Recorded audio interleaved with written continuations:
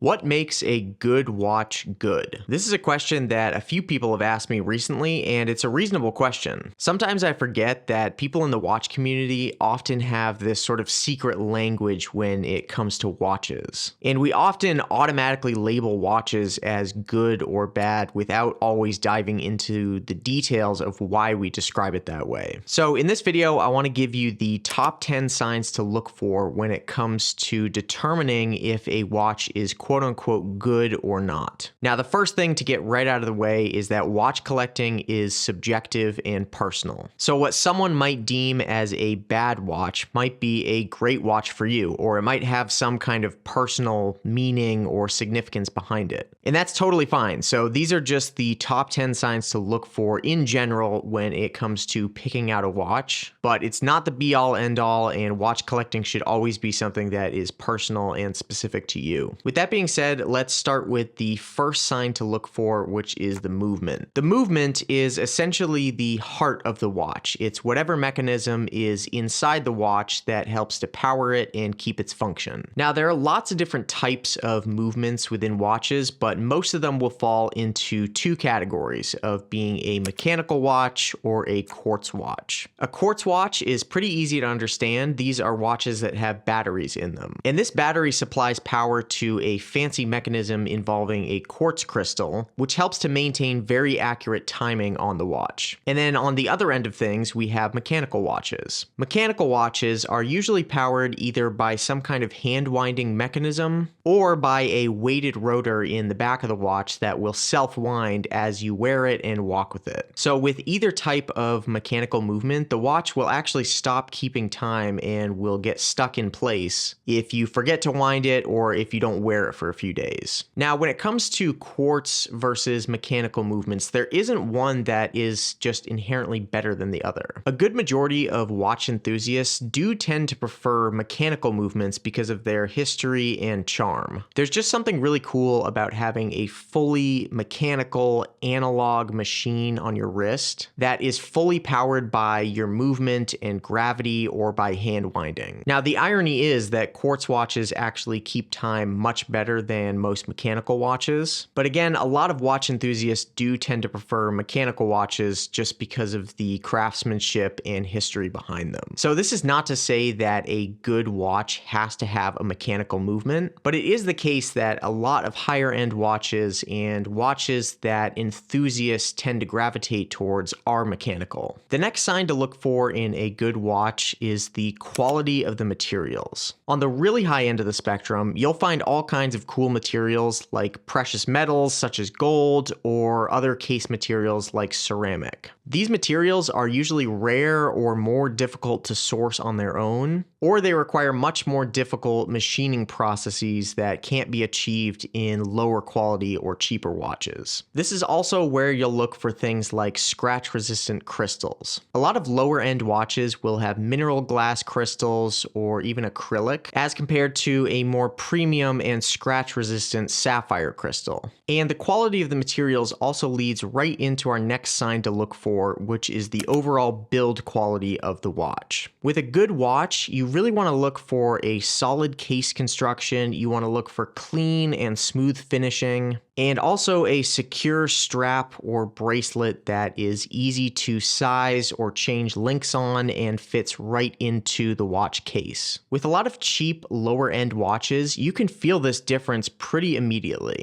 There will be a lot of give or shake with the bracelet connection to the case. You'll see all kinds of imperfections in the brushing and finishing of the watch, and you'll just get that sort of immediate cheap feeling as if the watch is made out of tinfoil. So the overall build quality and quality of the materials themselves plays a big role in whether or not you would call a watch good or bad. Okay, the next big sign to look for is brand trust and history. Now, brand trust is not everything, and you should definitely not buy a watch just for the brand name. But brand and history are usually a huge part of the watch's story. And this absolutely doesn't mean that you need to only be looking at the most recognizable names names in watchmaking, like Rolex or AP. There are plenty of more affordable, amazing watch brands out there like Casio, Timex, Seiko, Tissot, brands that have really established trust and history behind them, but won't break the bank. The next sign to look for is a watch that has a comfortable fit. Now, this one is going to be pretty personal and subjective, but it is really important when picking out a watch. If you plan on actually wearing your watches, which you should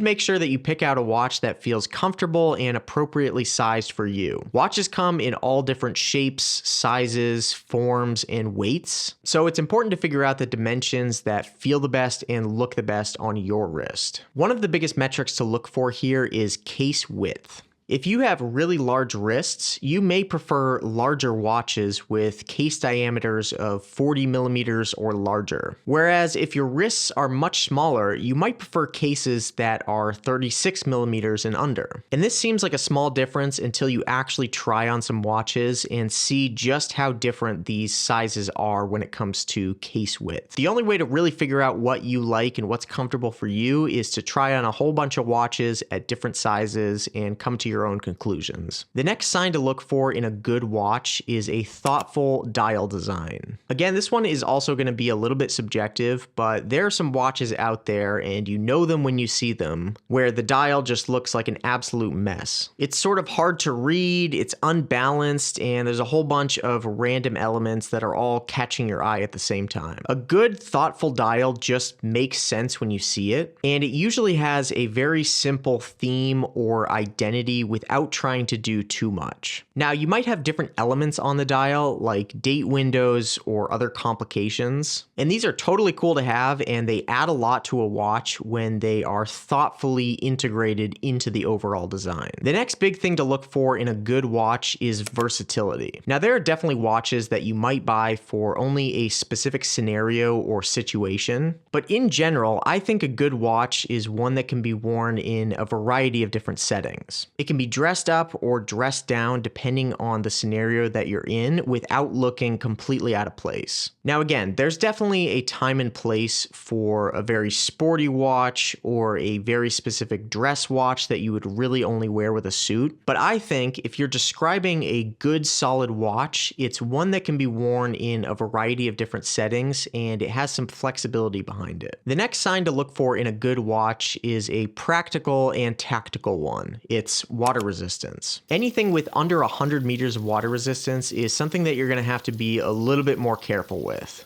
It's usually totally fine for light splashes or washing your hands, or even if you got it wet in the shower for a second, but it's really not rated for swimming or soaking it in water. The sweet spot for most practical use cases is usually in that 100 to 200 meters of water resistance range. This usually means that you have a lot more protection if you dunk your watch underwater, or if you go for a light swim, or you have it on in the hot tub. You probably don't want to dive with it, but it's going to be able to withstand most everyday water exposure scenarios. And then anything above 200 meters of water resistance really becomes a dive watch at that point. All right, the next sign to look for in a good watch is resale value or longevity. I don't think you should necessarily be buying watches as an investment or with the expectation that they're going to hold their value or go up in value over time. That's usually only the case for the really high-end watches that have very limited supply. But in general, a good watch is still going to hold a decent portion of its value even years later. For example, right now you could go out and buy a brand new Seiko 5, usually for about $100 to $200. And as long as you keep that watch in good condition and it's still running a few years later, you might still be able to resell it years down the line for maybe 75% of what you paid for it. Now, this isn't always the case, and it is very model and brand dependent, but in general, a good watch has a very strong resale market to it. And you can see this very obviously with the high-end brands like Omega and Rolex and AP, but you do also see it with some of the more affordable brands like Seiko and Timex. If you can find people selling used versions of the watch that you're looking for, and they're still selling somewhat within the ballpark of what you would pay for it new, that's a pretty good indication that you're looking at a good solid watch. And the last sign of a good watch is is a personal or emotional connection. Again, a good watch isn't just about the specs. It really should speak to you, your style, your personality, or even your memories. A lot of watch enthusiasts will buy new watches in connection to a new life event or a milestone or something that they want to remember. And while you can definitely look for a watch that meets all other 9 criteria in this moment, it almost doesn't matter what watch you go with in that scenario or what kind of specs it has. If a watch is connected to an important life event or memory to you, it's always going to be a good one. Watch collecting should be fun, it should be personal, and we shouldn't take ourselves too seriously when pursuing this hobby. You absolutely want to pay attention to the movement and the materials and the fit and how the dial looks, the build quality, the brand, the water resistance, all that good stuff. But the most important thing is that you like the watch and you're actually going to wear it, because we need more people out there wearing wristwatches. Thanks so much for watching. I hope the video was helpful. Make sure to subscribe to the channel if you want to stay up to date on all things watch collecting. And watch this video right here if you want to see my picks for the top 5 best budget watches on Amazon. I'll see you in the next video.